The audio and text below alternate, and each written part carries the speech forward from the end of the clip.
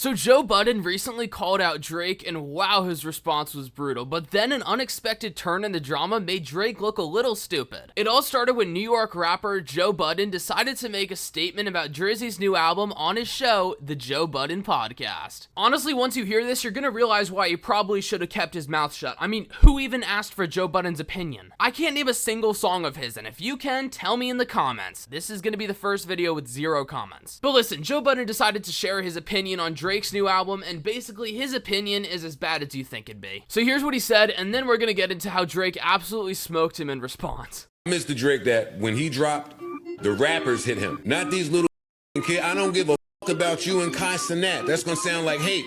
It is. It's not hate. Go find some niggas your age. Not only is Joe Budden sounding like a hater of the new generation, he's also completely unaware that Drake has been doing this his whole career. Drake only became the most popular rapper in the world by following the trends, and right now, Kai Cenat is trending. Now, this comment wouldn't have been seen by too many people because, surprise, who cares about the Joe Budden show? But apparently someone was watching, and eventually the message got passed down to Drake, who does not like when people throw shade at him. If there's anything we've learned about Drake, it's that he does not like to get bullied. So then Drake hears about this, and boy oh boy, Joe Budden has angered Toronto's pretty boy. In typical Drake fashion, he's gotta respond with something. What will it be this time? A diss track? An Instagram story? An Instagram comment? That's hard. Of course it is Drake, so instead of just getting to the point, he writes a sizable paragraph about how Joe Budden, quote, failed at music, and ends the roast by bragging about his 767 private jet and saying that Joe Budden only flies first class on special occasions. What a broke boy. It is refreshing to hear Drake pull out the I'm rich card. Generally, Drake is saying that he's more successful and has more money than Joe Budden. Drake does have a good point about being a significantly more influential and a much bigger name than Joe Budden has ever been. Even if you personally don't like Drake's music, he's an undeniable, huge influence on hip-hop today. And listen, Drake is extremely important, especially to the youth audience who does not care about who Joe Budden is or what he says. But this is when things took a turn, and we learned that Drake did not only say those things on the public comment, but he also sent Joe Budden a private voice note in the DMs. Let's take a look. Let's analyze what he said.